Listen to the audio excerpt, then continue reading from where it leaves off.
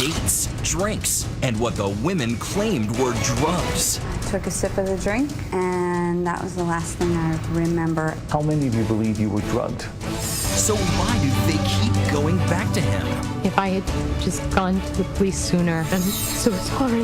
The devil doesn't look like the devil all the time. He can look like a normal human being. Tonight, how they joined forces to crack his web of lies. Mr. Marsalis had kept a list of names on his computer, the yearly calendar of women. And how this woman's secret weapon would finally stop the cross-country con man. If I'm such a god-awful person, why do you keep on hanging out with me for? Would you be taken in by the imposter? Who are you? Here now, David Muir and Elizabeth Vargas. Good evening. He looked great on paper, and his photos weren't bad either. Good enough to have a lot of women checking out his Match.com dating profile. But it's what happened afterward that turned those dream dates into nightmares. In fact, it's the big question everyone at home will be asking themselves, especially if you've ever gone online looking for love. How could more than 20 smart, sophisticated women be fooled by the same charming imposter who called himself Dr. Jeff? He was hardly a doctor, and as they would painfully learn, he was something else. I love being a lawyer so much. You know, the case is always different. Jessica Ravel has an impressive resume. She's an attorney in our nation's capital, a naval reservist, a former beauty queen. She's devoted to her career. There's always something that's going to challenge you. Devoted to her health and her pets. So it's not surprising when one of Jessica's friends tried to set her up on a date, she made sure the man was just as impressive. My girlfriend said to me one night, "Oh, I have a guy that you should meet. He's a doctor, he's a Navy officer." And I said, "Wow, he sounds great." At the time, Jessica was in law school and living in the Philadelphia area. The dream date was 28-year-old Jeffrey Marsalis. Apparently quite the catch. He said that he was a resident through a special program at 3 of the hospitals in the area in Philadelphia. He worked primarily in the emergency room. The two met for drinks. Marsalis, an aspiring model as a teen, an accomplished athlete, and a former EMT, had the clean-cut good looks and personal charm to match his own impressive resume. He was nice enough. He seemed very interesting, very ambitious. It seemed they had a lot in common, and their relationship, their passion for one another, was immediate. It got pretty serious pretty quickly. You know, we went on a trip to Bermuda within the first 2 months that we were dating. But behind the snapshot smiles, there was something strange and increasingly disturbing about their relationship. Things just started getting weird. Just bizarre behavior. You know, he would disappear for a while at a time. She says Jeff's explanation for his time away was even more bizarre. He told me that he was a CIA agent. The whole doctor thing was a cover. He would come back and say, well, you know, I was on a mission. And On a CIA mission? yes. Yeah, I know. And you believed it at the time?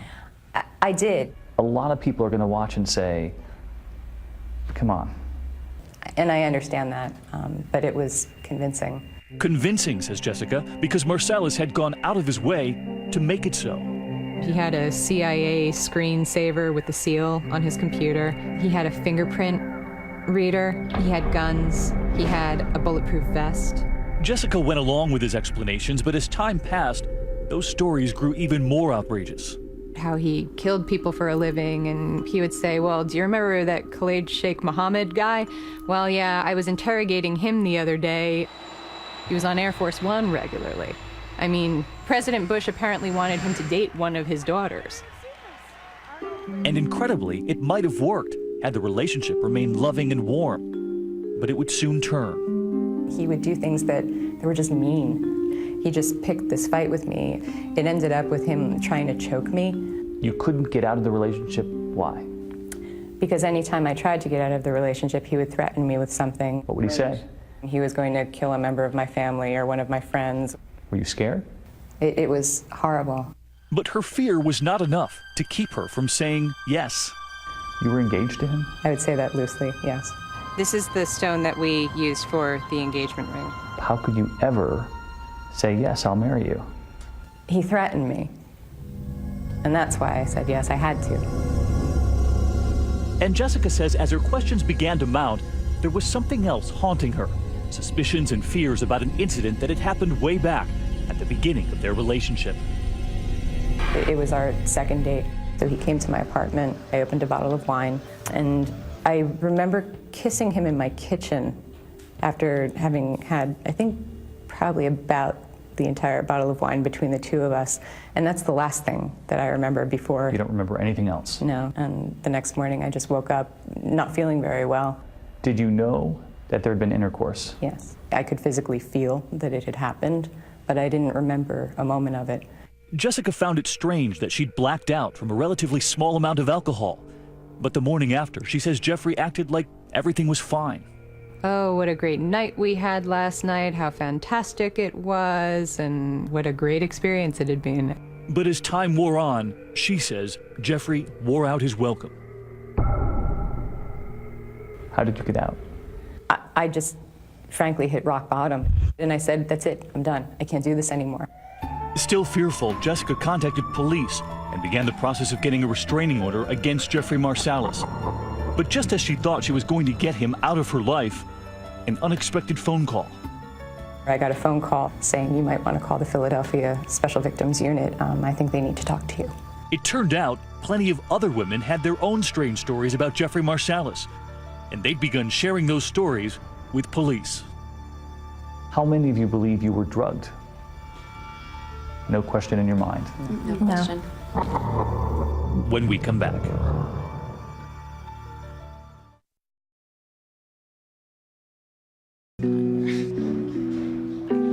In 2004, these three women signed up for the popular online dating service Match.com. And as they described the horror story that followed, ABC News agreed to change their names and disguise them with wigs and makeup. Donna, at the time a 37-year-old with a job in marketing, had grown tired of the bar scene. Rachel, just 23, had just begun a graduate program in counseling. She didn't know many people in town. I was new to Philadelphia at the time. I had just moved there 6 months prior. And Natalie, a 28-year-old scientific researcher who was just getting over a failed marriage. It was my New Year's resolution to finally get out and date again after about a year.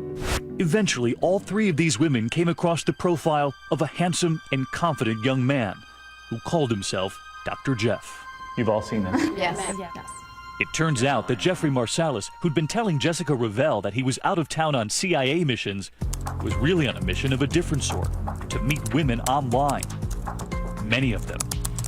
What made you think this was a guy you wanted to date? I think his profile was different than other profiles. He did have a lot of photographs. Some doctor pictures, I think vacation pictures, things like that, a lot of them. After communicating through email and by phone, the women agreed to a date. From there, events proceed with striking similarity. And you meet him, and what do you think? I thought he was attractive. You know, he was well groomed. He was very good looking and very tall and put together. We walked over to a bar, got in, sat down, and just continued having a nice conversation over a drink. Marsalis comes across as affable and ambitious. Curiously, he makes a point of showing his dates his medical IDs. Did you think this guy's trying to impress me? Yeah, I mean, normally you don't pull out your IDs. And as if being a doctor wasn't impressive enough, He said he had been accepted by NASA to be the flight surgeon. 2, 1, 0, and liftoff. Roger, roll, Endeavour. At some point would be going on a mission in the future. So you thought he worked for NASA? That didn't seem weird. No, because he had the language, the way he presented it, it was so believable. But before long, things would turn hazy. The last thing I remember is walking down the street after leaving a bar and complaining that I couldn't walk. Walking out of a bar and walking down the sidewalk, and that's the last thing I remember. Donna recalls going back to Marsalis' apartment for another drink. I took a sip of the drink, and that was the last thing I remember. And just like Jessica had years before, these three women say they awoke the next morning feeling terribly sick, scared, and confused. And you were in his bed? I was in his bed, but I just didn't know where I was. And you had no clothes on? Correct. I do recall waking up in his bed, naked, and I am not somebody that goes home with somebody and has sex on the first date. Rachel claims to have a vague but terrifying recollection of what happened during the night. I could feel someone on me. I knew he was trying to have intercourse with me, and then I said stop, and I said no, and I couldn't move my body. Were you horrified? I was panicking. I was so scared. But all of the women report the same thing, that Marsalis was a complete gentleman come morning. He was trying to be, really nice and like caring, and I'm really into you. What happened next would prove critical. All the women told us while they thought that something bad might have happened here at Jeffrey Marsalis's apartment, perhaps even criminal, they also told us he did a very good job convincing them that everything was all right. And they said they wanted to convince themselves. After all, they thought they'd found a catch. None of them went to police, and some of them dated Dr. Jeff again. You had sex with him? Yes. How long did this last, this relationship? Probably about 2 months. We talk on the phone every once in a while, maybe get together once every 3-4 months. So why? I thought, I don't want to be traumatized by this. So I kind of tried to smooth things over. Well, and thinking, oh, he's a doctor, like trying to rationalize it. It would go on like this for years. He would have never stopped. He would have continued to do what he was doing. Lieutenant Thomas McDevitt runs the Philadelphia Special Victims Unit. I've seen so many different crimes that, sometimes it's very hard to sleep at night. Detectives remember when this case all began, when another of Jeff Marsalis's ex-girlfriends came into this police interrogation room. She was there to report being date raped. We started an investigation thinking that, he had somehow drugged her and sexually assaulted her. Police then searched Marsalis's apartment, and what they found, they said, shed a whole new light on the real identity of Dr. Jeff and his elaborate world of lies. This here says he was a medical student at Drexel. Yeah, he never was a medical student. It turned out that Dr. Jeff was no doctor, instead a nursing school dropout. He never worked at that hospital? Never worked there, but he would go in there with the outfit on and sometimes wave to the security and walk people in. Police found the gun, the bulletproof vest, the fake top-secret documents that they say Marsalis had used to buttress his CIA story with Jessica Ravel. I mean, here you got him with a flight jacket, and even here he had it classified for your eyes only, like a proposal for terrorism. Total fake. Total fake. And of course, there was the NASA photograph. But we found out that these are pictures you take when you go down for your souvenirs at NASA. But authorities say the evidence that would break this case wide open was found right on Marsalis's own computer. Mr. Marsalis had kept a list of names on his computer. And what did he call it? The Yearly Calendar of Woman.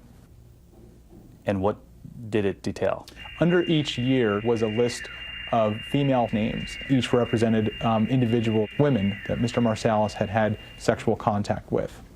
Police would eventually contact almost everyone on that yearly Calendar of Woman. Several said nothing had happened, but many others said the muddy memories they had about Dr. Jeff started coming into focus. Things started to add up about that first night with him that made no sense.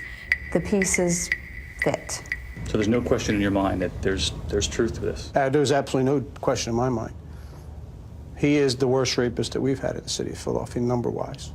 After Jessica Ravel spoke with detectives, she believed she'd been raped by Marsalis and was overcome with guilt.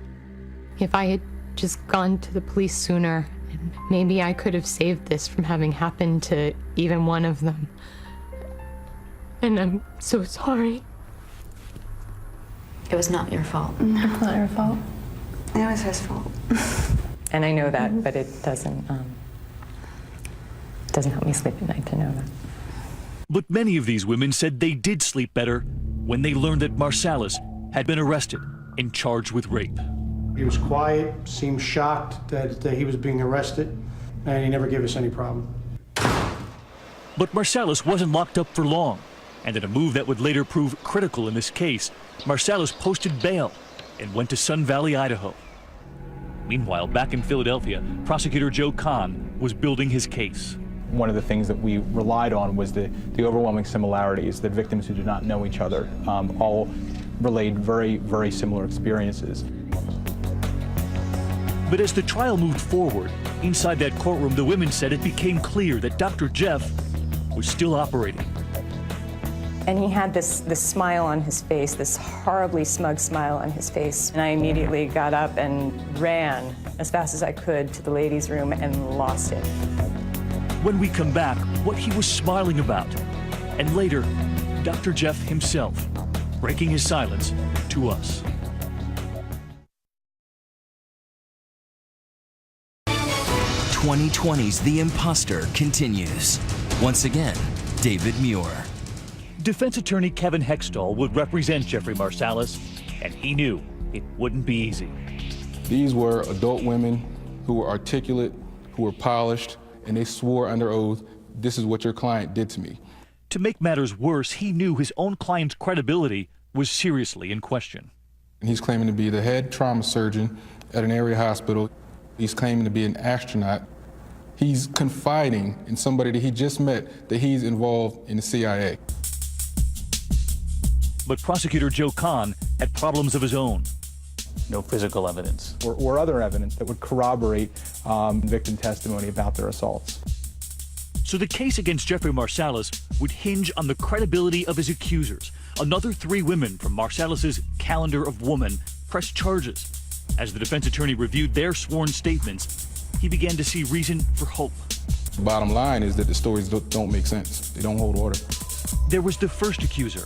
Her statement to the police was that she didn't have any contact with Jeffrey after the night that she claimed that she was raped. But her phone records told a different story. After the 3rd date, she called Jeffrey 24 times. They had conversations that lasted up to 40 minutes. How do you explain the discrepancy then? It's a lie.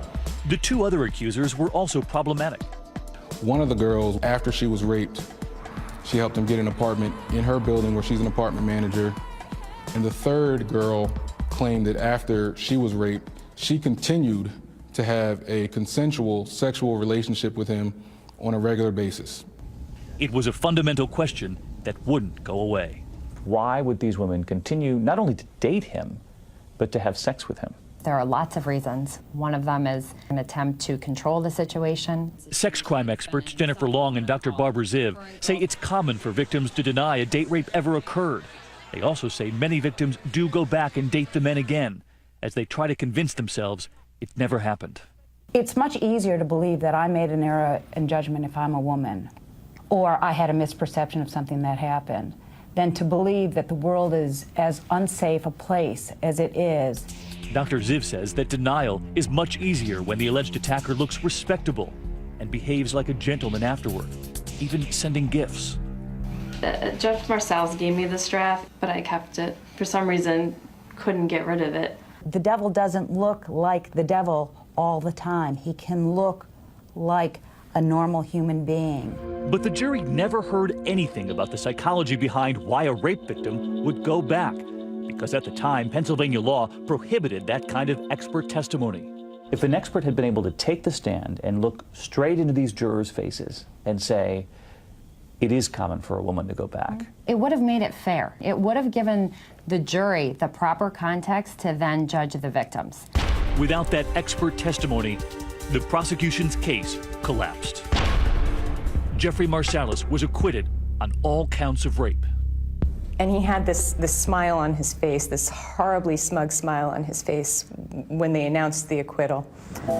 But authorities had a surprise in store for Marsalis. Since his initial arrest, investigators had found several more women ready to press charges against Dr. Jeff, ultimately including Donna, Rachel, and Natalie. Just as Marsalis was preparing to walk out of court a free man, he was arrested again. It's not a prosecution, that's a persecution. For that second trial, a second attorney would join the team, defense attorney Kathleen Martin. They had Jeffrey, and they thought he was a criminal, so they go and try to find victims to make him that criminal. That's not the way it should go down. This time, the prosecution was more careful about which women they would put on the stand. The case would be limited to 7 women who swore they did not have consensual sex with Marsalis after the alleged rape. But the defense points out if these women were so convinced that they could never have blacked out from just a few drinks, why weren't they more alarmed the next morning? We have a total of 7 women, all of which had contact with them afterwards, from weekends, to movies, to lunches, to dinners, to dates, to gifts. So you think none of them ever thought they were drugged until it was suggested to them? Yes. Yes. That would be the essence of Marsalis' defense, that the sex was all consensual, and this idea of being drugged and date raped never occurred to these women until investigators came calling, looking for victims. We did reach out to the women and kind of wanted to talk about their date with them. The defense team believes when these women learned that Dr. Jeff was no doctor, they got angry. Hell hath no fury like a woman scorned. No one's going to make a fool out of me. And they jump on that bandwagon to say, I usually don't have a one-night stand, but I did in that circumstance, and I feel uncomfortable with it.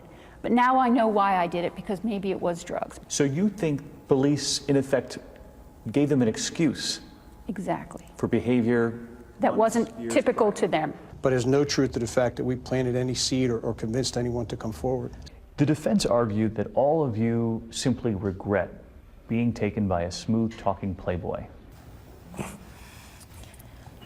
What would be in it for us? I'm sitting here in a disguise today because it's so embarrassing. And I wouldn't be here just to be here. But despite their willingness to go public with something so personal, once again the jury found the accusers hard to believe. After deliberating for 5 contentious days, the jury acquits Marsalis of all rape charges. This is a 100% victory.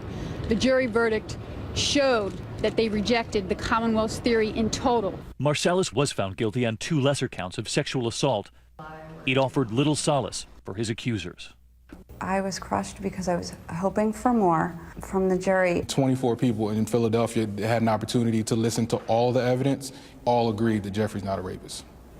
Maybe a jerk, but not a rapist. Not a rapist. Not a rapist. But there was still one woman a jury hadn't heard from. She says there was no way she could ever have consented to sex with Jeffrey Marsalis. And she says she told him the reason why. He kept looking at me. I said, I'm wondering how I'm going to tell you I'm a lesbian.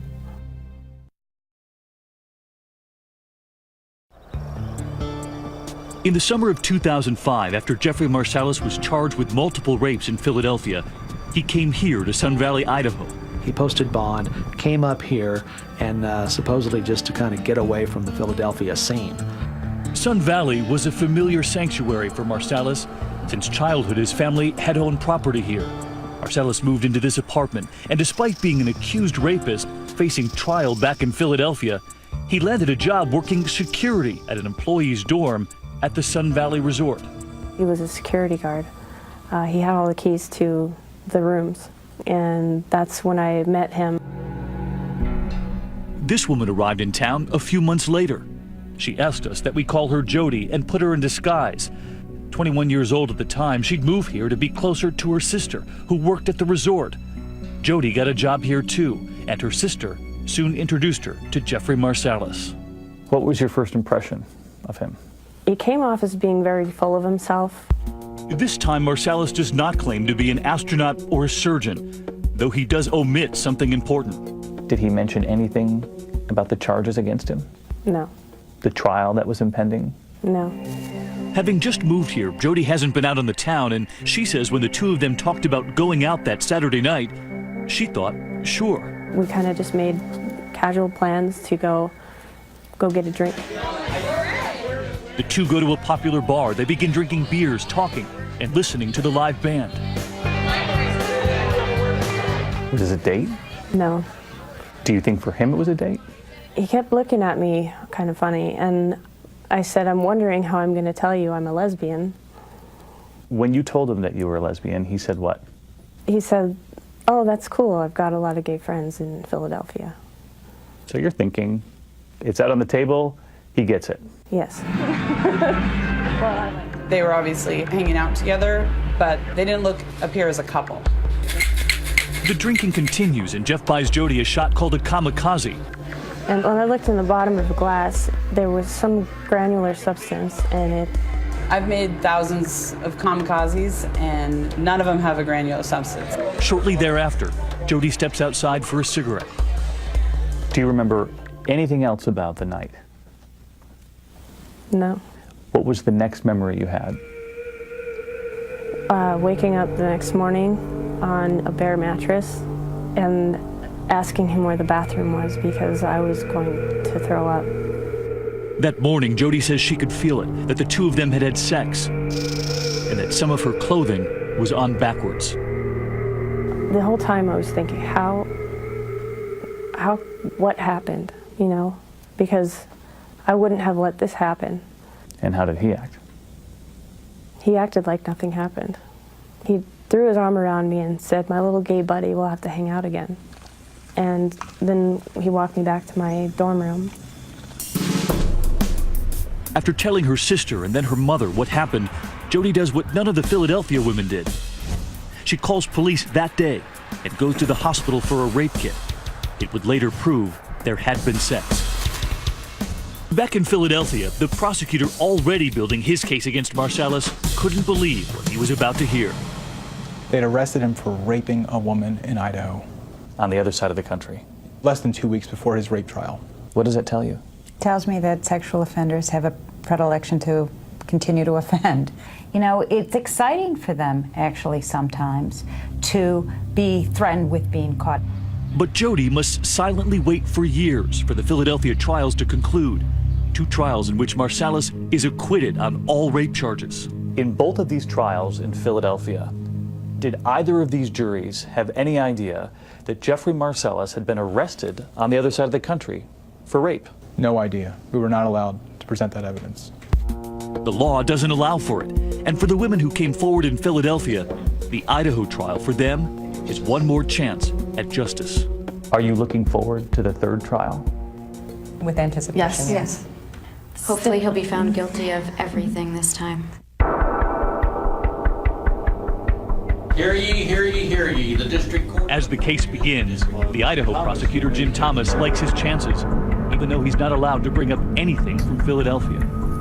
Ladies and gentlemen, the defendant is accused of having sexual intercourse with a female who was unconscious due to an intoxicating substance. That is not consensual sex. It's rape. Jody is about to testify. It's a huge, huge deal, I know, to testify because you're putting yourself out there.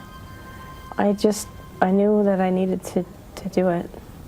Do you recall having any kind of discussion with the defendant about having any type of sexual contact? No.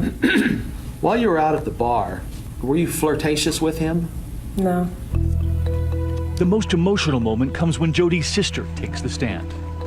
The sister who introduced Jody to Jeffrey Marsalis. I know this is hard for you, but can you tell us why you wanted to introduce him to your sister?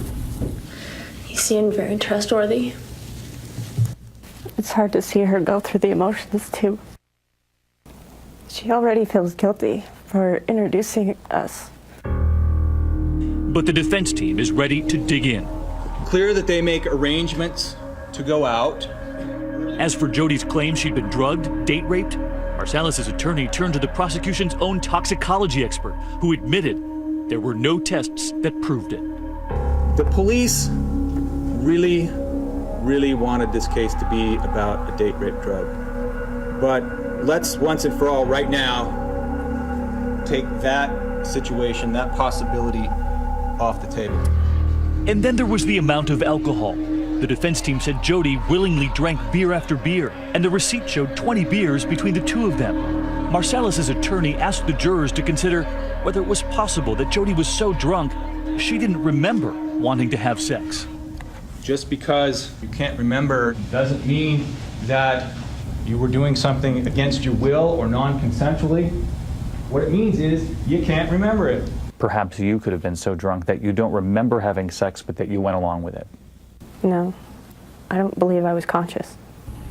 And Jody had an eyewitness to back up her story. Prosecutors called the taxi driver who took Marsalis and Jody back to his apartment. Were you able to observe the defendant escorting the female towards the condominium complex? Yes. How were they moving along? He had her up under her arm, and he was half dragging her. Her toes were pointed backward, her right leg toe was pointed backward as he was walking her because it was dragging. That's what I believe Dieter Hammond brought to the table, was to show that the victim was so intoxicated that there's no way that she could have had consensual sex with Marsalis. You have the right to remain silent. And finally, there was this, an audio tape of Sun Valley detective Mike Crawford questioning Marsalis after Jody first called police. At first, Marsalis says he never slept with her. At no time was her clothes off. But when authorities told Marsalis that they had tested for DNA, that there was a rape kit involved, If you find this out later through the DNA, how's that going to look for you? his story began to change. Well, I'm not going to rule out, this, and that at this time. It's just not adding up, okay? I think you had sex with her in that room. I'm not going to confirm or deny what your statement is. And as Marsalis' version of the truth changes, the jury is left to decide which version they believe. Because Marsalis never took the stand, nor did he in either trial in Philadelphia. But he is about to break his silence with us. Authorities that I've spoken with have called you the worst date rapist in the nation's history. When we come back.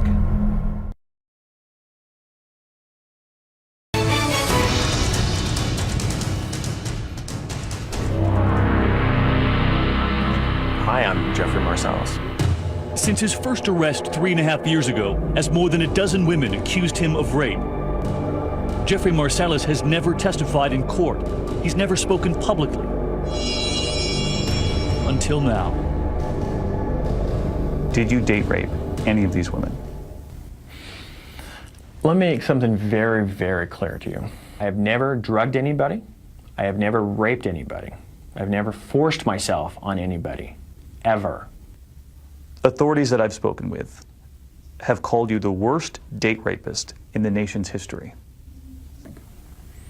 I just shake my head in disbelief. I'm like, you gotta be kidding me. Who are you? I'm the guy that the girls kept on hanging out with, and that's the guy with a great personality. That's who I am. At various times, you told women that you were a surgeon. Are you? Based on legal advice, I can't. There's certain areas that I just can't touch, and that's one of them. Well, you can tell me whether you're a surgeon or not. Still, based on legal advice, I can't. Are you an astronaut? Once again, that's an area that I can't touch. Did you lie in any way on your resume on Match.com? I'd have to say that there were some discrepancies in my profile. About 90% of these profiles and getting to know these people were multiple lies in their profile as well. Matching the scope of yours? There was a couple matching the scope of mine. But let's get over the profile. And eventually we're going to see me is who I am, the person who I am inside, the caring, the loving, the nurturing, the easygoing, the great guy. Marsalis points to what he calls the inconsistencies and credibility issues with his accusers from Philadelphia. Jessica Revelle, that girlfriend he was engaged to, initially told authorities in this statement she'd never been raped. He says she, like many of the women, were upset and wanted attention and revenge for his lies. Jessica Revelle changed her story many times. So when she tells us that she believes that she was date raped, you say? I have to almost laugh at that. It's a clear example of the depths of that she'll go, just still try to demean me, still try to bash me. And Marsalis says it just doesn't make sense to believe he raped Natalie, Rachel, and many of the other accusers, since they willingly continued a sexual relationship with him for months. The truth is simple. We had a great time, had consensual sex numerous times with one another. If I'm such a god-awful person, why do you keep on hanging out with me for? And when we asked about Donna, for her, I can't recall. Were there that many women that you can't remember? No, absolutely not. It's just I can't recall. When you look at the sheer number of women who've come forward with similar stories, can you see why the public would look at that and might have a hard time believing that there might not be at least an ounce of truth there? I think the public needs to know how it started, how they were interrogated, I believe these girls were manipulated. So they want some sort of retribution because they think maybe they might have been duped. They think maybe that based on this picture that you created on the internet, that the detectives gave them, that they got to be angry. But does that justify you trying to seek retribution on felony criminal charges against me? Bull. It's exactly that simple. If that's the case, then how do you describe this woman who had no idea that this was even going on back in Philadelphia, this Idaho woman, and yet she came forward and said she'd been raped? You know, I'm still trying to reflect I can't explain it. But what Marsalis did point to was that Jody, who claimed she told him she was a lesbian that night they went out, had been with other men. In fact, the prosecution never brought up her sexuality at trial. So the whole lesbian thing, gone.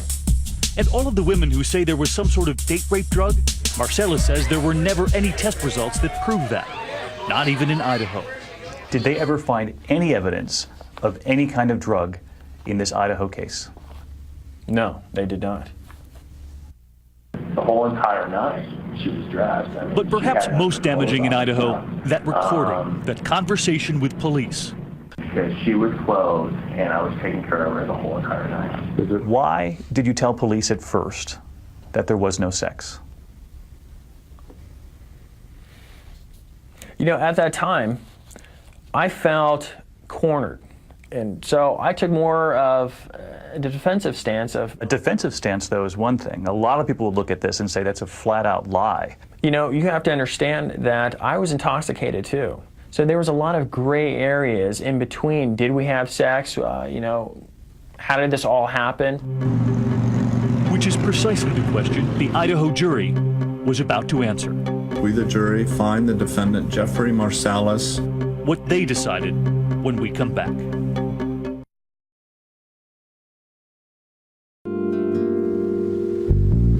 As an Idaho jury deliberates whether Jeffrey Marsalis is guilty of rape, Jody, the woman at the center of the third trial, begins to worry. Knowing that he'd gotten off so many times before, thinking it could have been a possibility for me after being so confident was upsetting.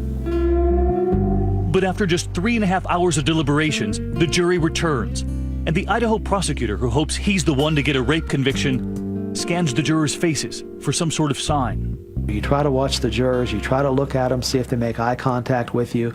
Nobody does, and all of a sudden you're concerned and worried that it may be a defense verdict.